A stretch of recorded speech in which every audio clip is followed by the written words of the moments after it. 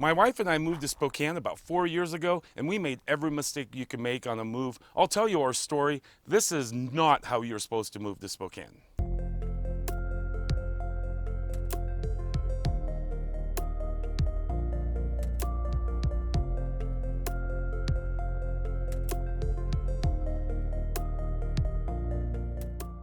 My name is Brian Johnson, and I'm a real estate broker right here in Spokane with Windermere Valley, Liberty Lake.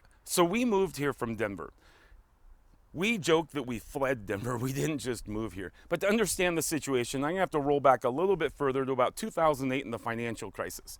Back then, when the real estate crisis happened and things were crashing, my wife and I bought a cute little house in a pretty not great area of Denver. Actually, we were in Aurora. We were 5 blocks off of Colfax. In Spokane, that would be like being off of the worst part of Sprague. We had pawn shops, we had liquor stores, all that kind of stuff in this neighborhood. It wasn't nice at all. But this was our house, and we absolutely loved it.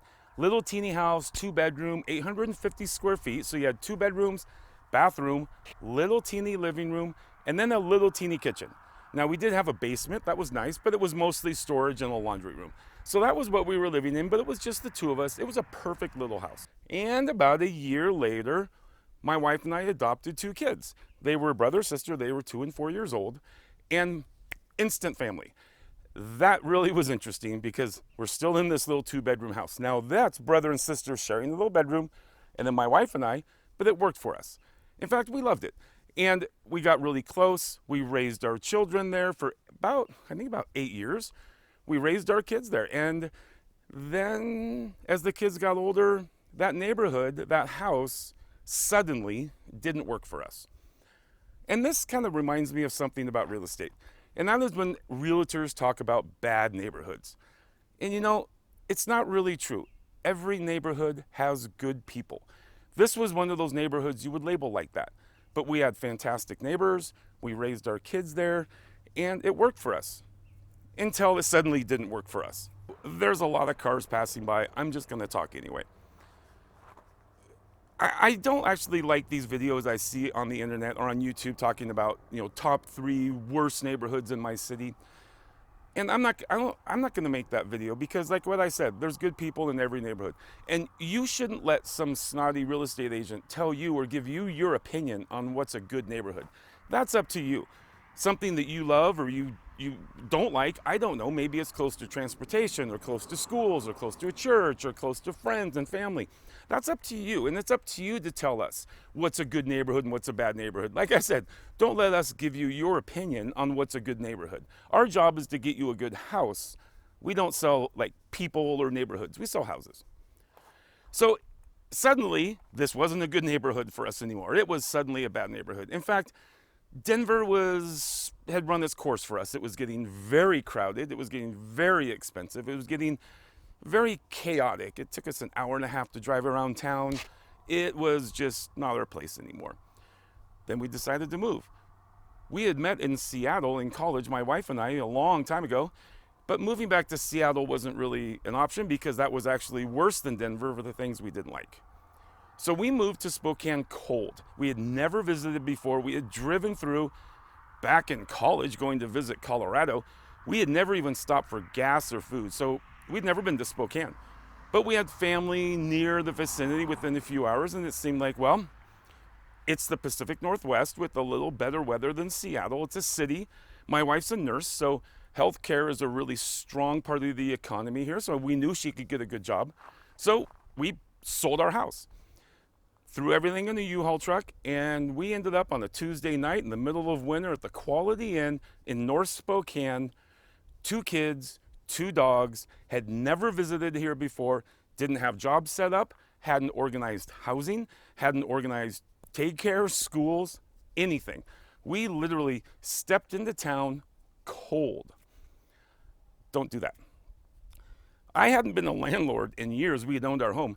I forgot exactly what landlords are going to be looking for, and the times had also changed.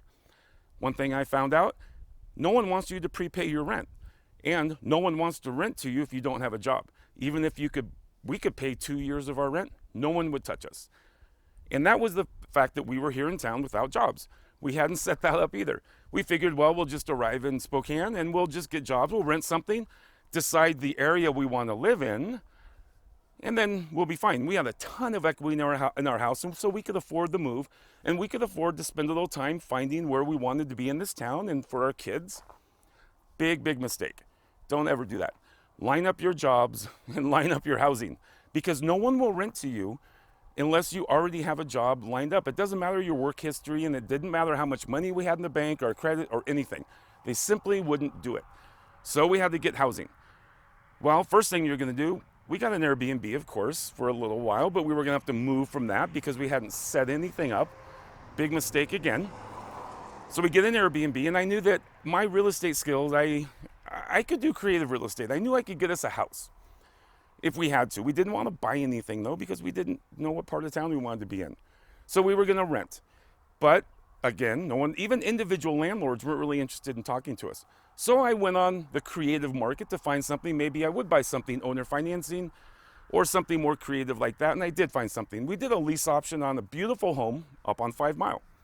So that is a really nice part of the story because it was a fantastic home.